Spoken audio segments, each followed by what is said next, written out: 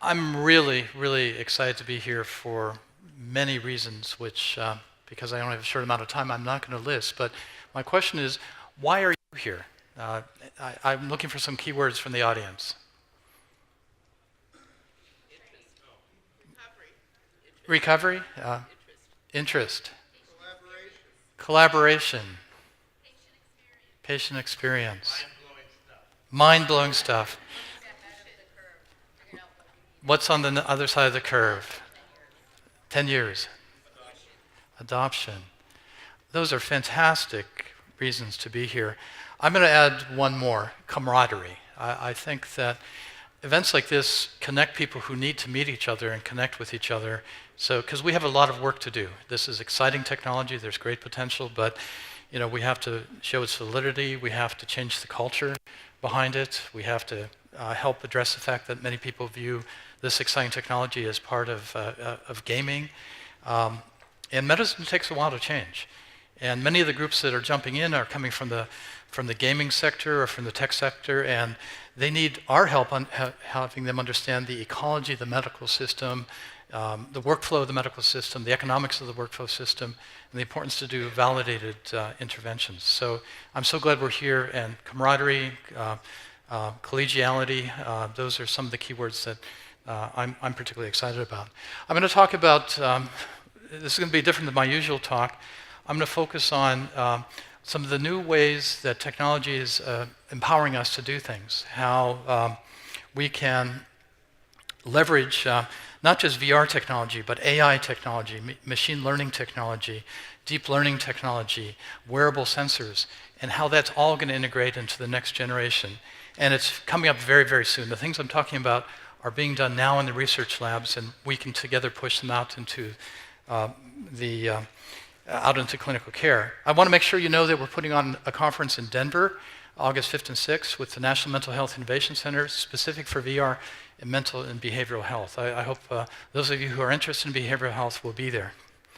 I also should mention that I work with a number of nonprofit groups. My home base is the Stanford Virtual Human Interaction Lab. I also work very closely with the National Mental Health Innovation Center. But I'm also work with the Brainstorm program at Stanford, and we have a clinic at Stanford for the psychiatry department for using virtual reality as an intervention.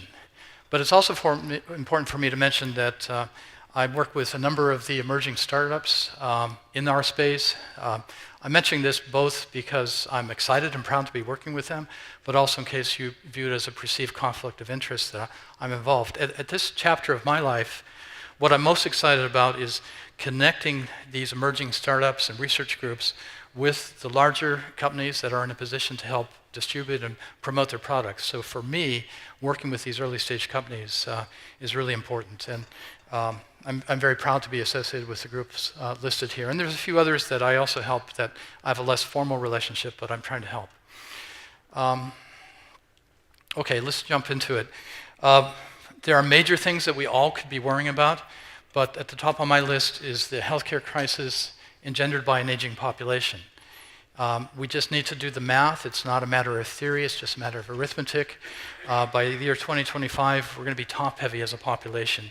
With many seniors, the baby boomers will be up there. 2 out of every 7 of us will have a neurodegenerative disease and other impairments. And in my opinion, and we're just not going to have enough caregivers. There's not enough youngsters to support that as informal caregivers. The only way out of that crisis is to leverage technology.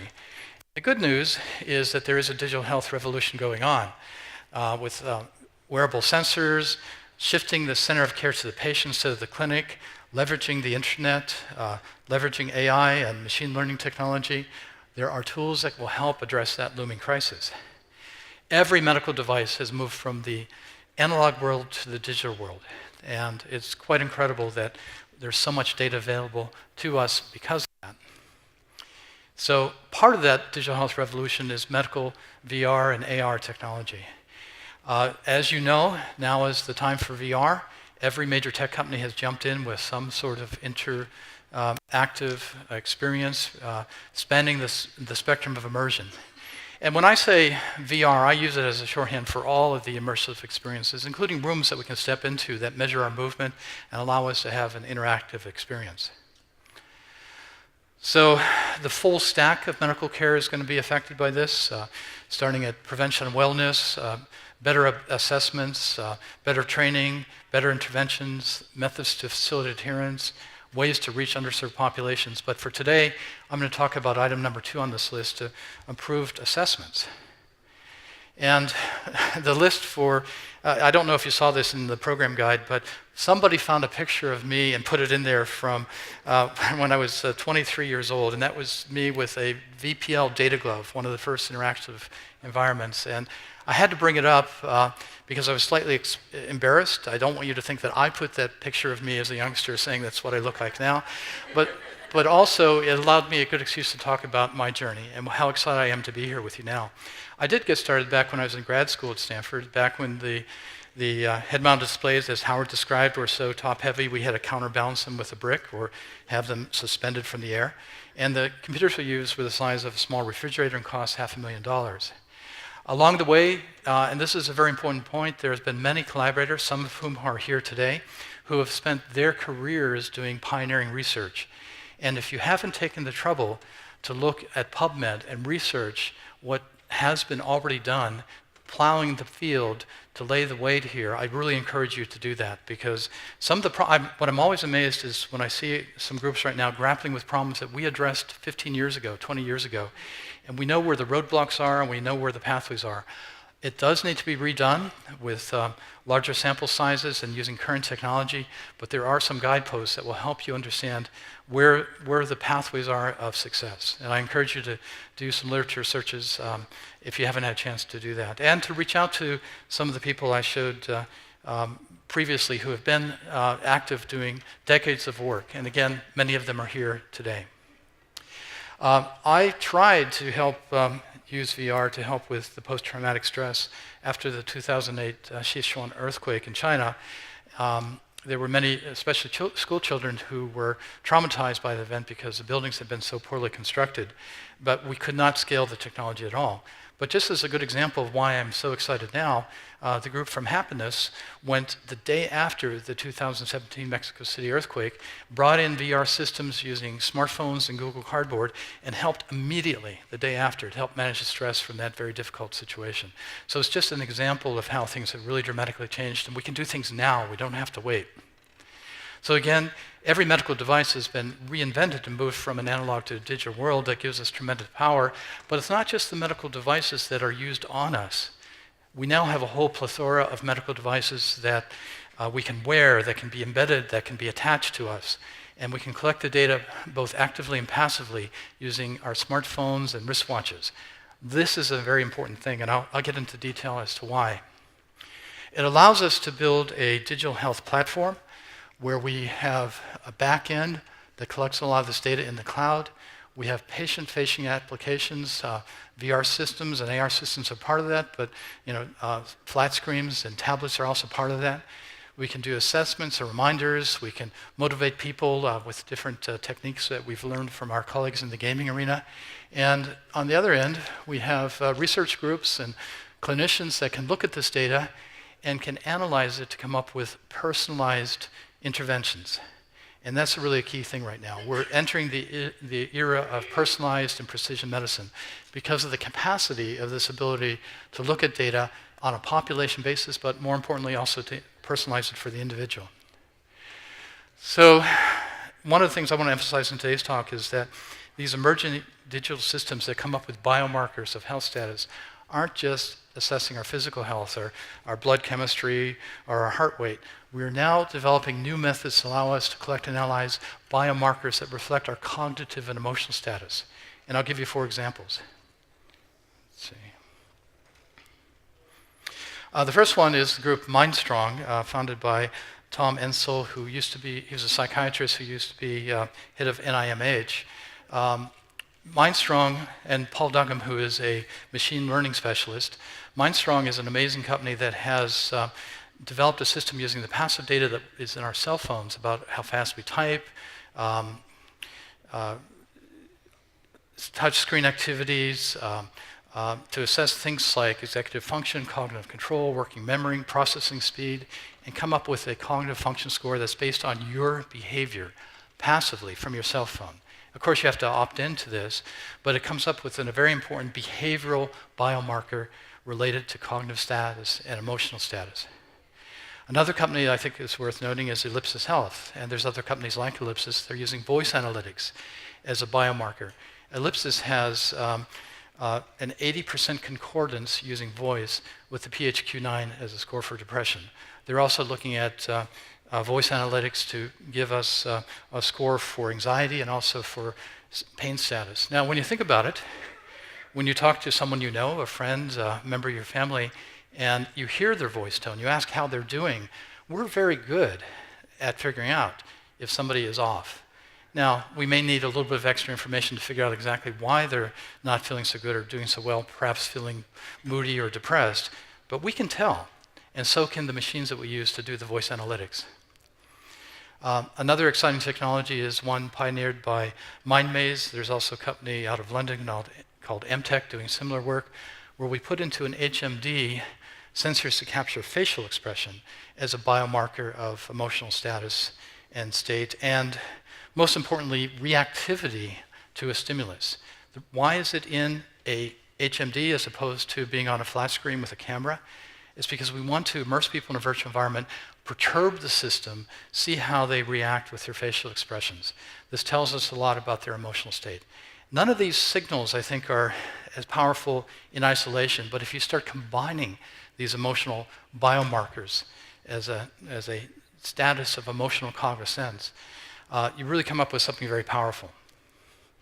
One more company I'd like to talk about briefly is Altoida.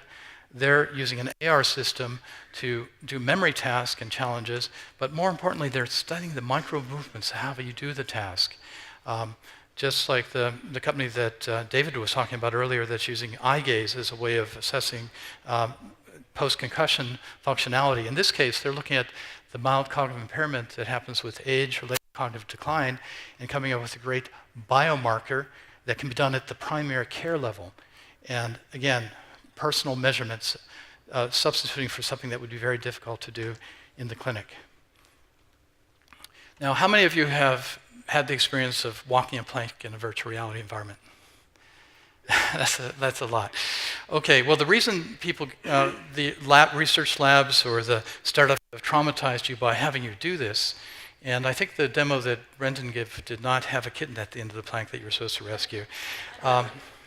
The reason they do this is to show that VR is very good at evoking an emotional state. Now, once we evoke an emotional state, we can teach people the skills to manage an emotional state, to help manage their anxieties through cognitive behavioral therapy and other interventions. But there's something even more profound than that. Once we have a way of evoking emotional state, we can standardize some of these and build assessments based on that. So instead of asking people how they're feeling, asking what they think about a situation, asking them how they would complete a task, we can standardize virtual environments to do these behavioral and cognitive assessments and understand someone's status.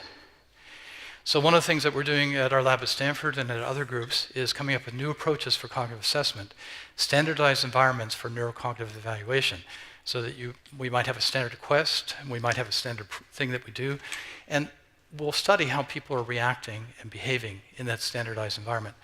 Now, and by the way, we've validated these environments using psychophysiology and also brain imaging, and we've published these.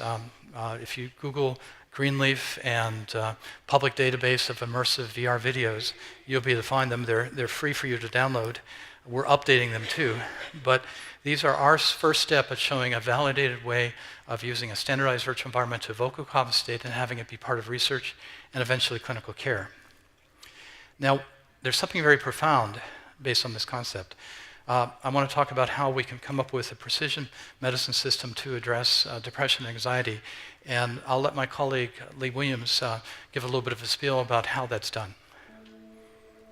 Cancer has been known as the Can we turn silent up the volume a killer. little? Great. It grows inside a person, often undetected and unseen.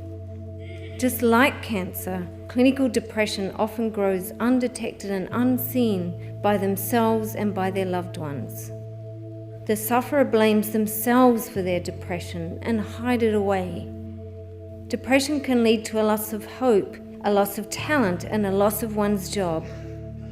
More people die from suicide caused by depression than from cancer, heart disease, AIDS, birth defects, stroke, pneumonia, influenza, and lung disease combined. Sadly, in the next few minutes, another American will kill themselves because of depression. Imagine for a moment the entire population of the United States. That's well over 300 million people. Around the world, there are more than 400 million people that suffer from clinical depression. To find a cure for depression and ultimately prevent it, we need to look at it from an entirely new perspective. Depression is not something you get like a cold. Depression originates from the brain. Imagine we're able to observe the brain directly, peering into the inner circuitry of the brain. Just like there are different types and stages of cancer, there are also different types and levels of short circuits that cause depression. We also see levels of these short circuits in people at risk for depression before the illness becomes full-blown. No two brains are the same. One brain might respond to certain medications and therapies, but another might need a whole new treatment.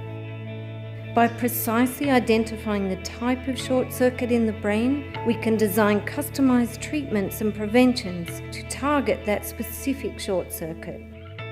With the help of machine learning and big data, we can create and evolve customized treatments and preventions for every type of brain.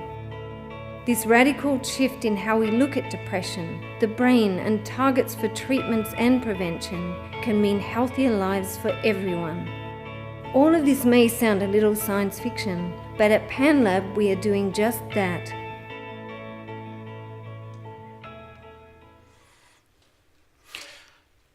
The point is that we now have an opportunity to use some of these evolving biomarkers and machine learning and other analytic techniques to come up with personalized diagnostics and recommended individuals for precision medicine approach to anxiety, depression, and other cognitive disorders and mental health.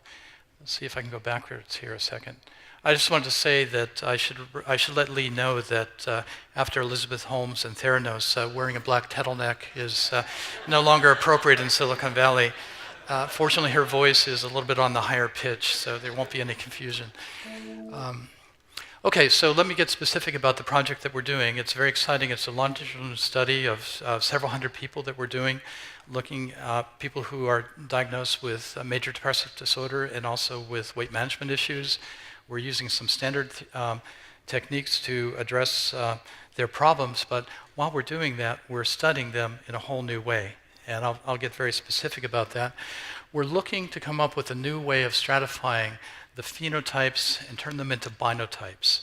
So people show up with different representations of an indication related to depression, for example, feelings of hopelessness or poor cognition or feelings of apathy.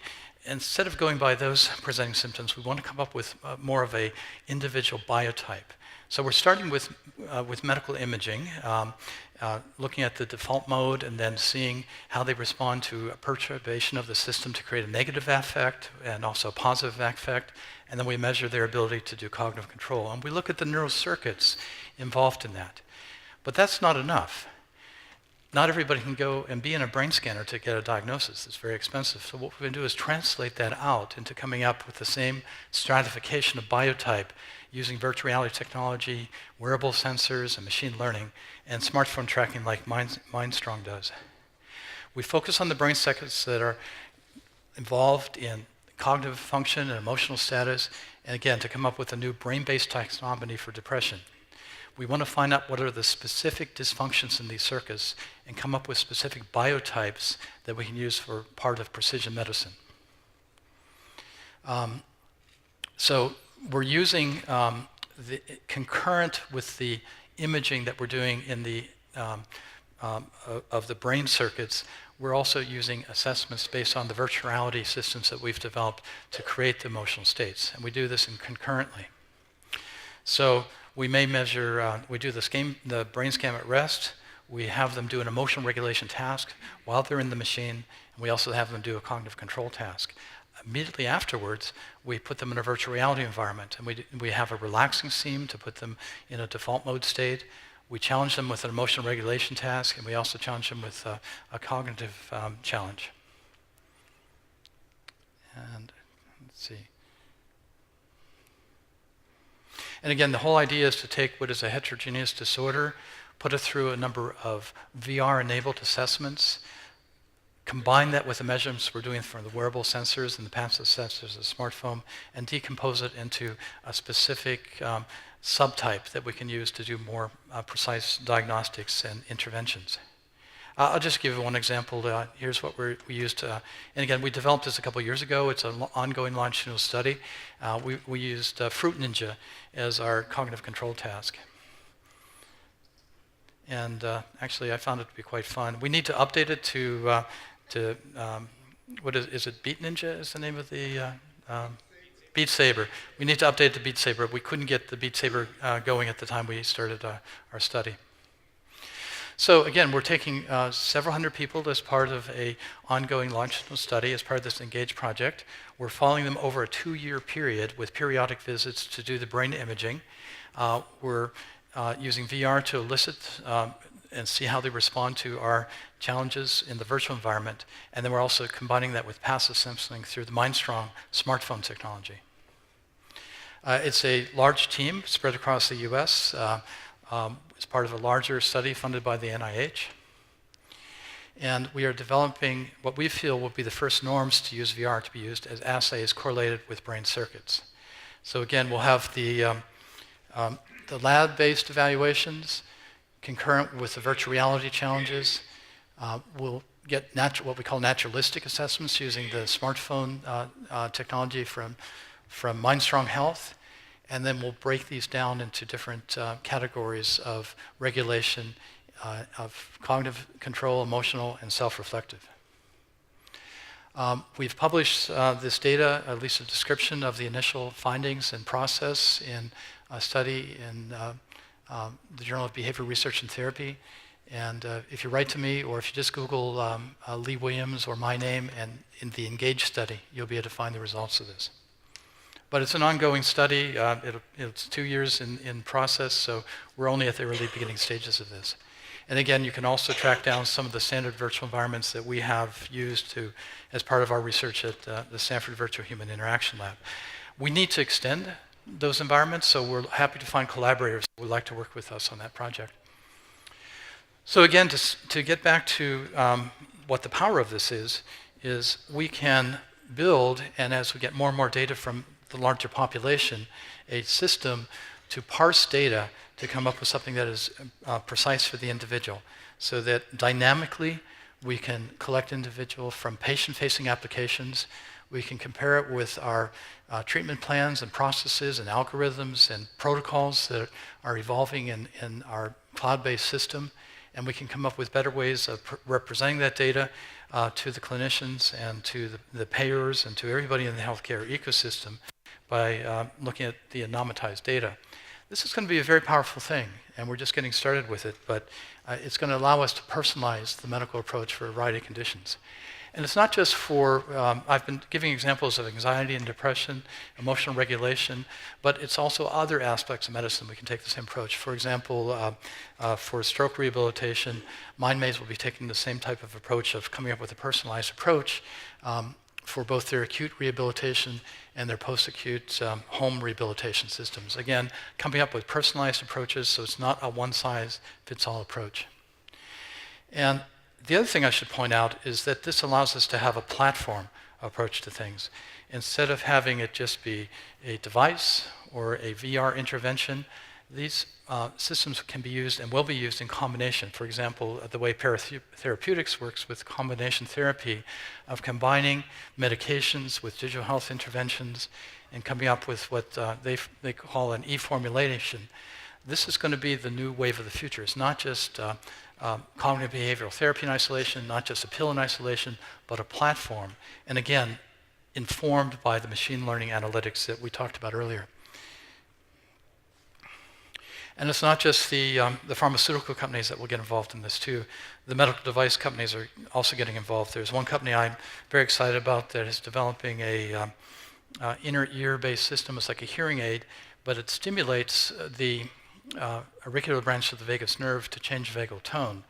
But this company is not just saying we have this great device that changes vagal tone that can be used as an alternative to the surgical implants that do the same thing. They're saying it's really part of a platform. We can personalize it by having it something that's linked into through Bluetooth to someone's smartphone to understand its efficacy and adjust it dynamically so the protocol for one person will be very difficult than the protocol for a different person. So once again, the pharmaceutical companies, the medical device companies, they're all going to work with groups like ours who are coming up with VR assessments and VR interventions as a platform approach to clinical care.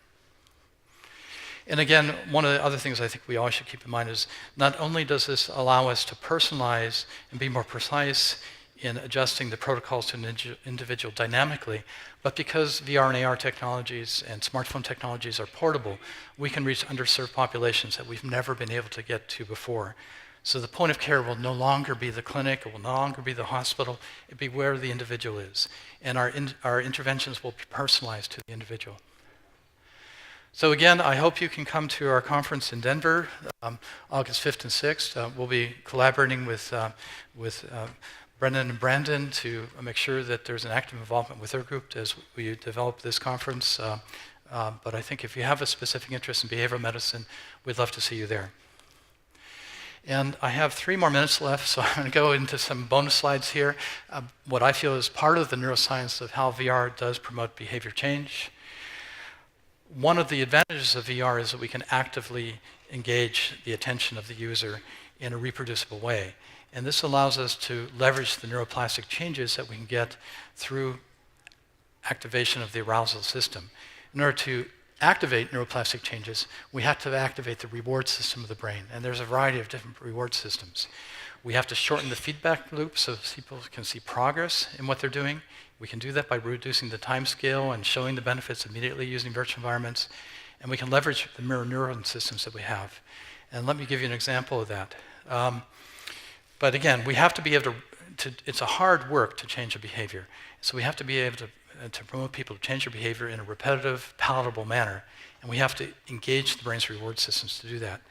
One of the techniques that we pioneered at the Stanford Virtual Human Interaction Lab is leveraging your future self.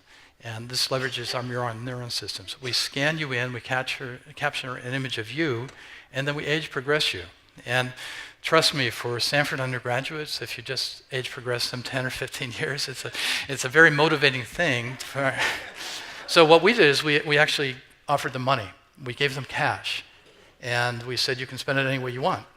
And those that met their future self had a conversation. And there's a process you have to go through to bond with your future self, like Mel described in his talk yesterday. If you meet your future self and get to know your future self, you're less likely to just spend that money on anything else. You put some of it aside for retirement. And this has been showed not just in the work that we've done, but in other groups, that connecting you with your future self, showing you how the effects of your diet, your exercise, your use of alcohol and cigarettes can affect your future self, making that immediate right away. Now, when I heard David talk earlier about their use of smartphone sensing and geofencing to sound alerts, I was thinking, well, what if your future self calls you up? You start going into the bar and you pick up the phone and there you are, and you're not looking very happy. So it's really, I think, a very powerful thing to have a conversation with our future self and have our future self be giving us feedback about the choices we make. Okay, that's my spiel. I'm very happy to be here and very excited, and I hope we do establish more collegiality, more camaraderie, and I hope to see you in Denver.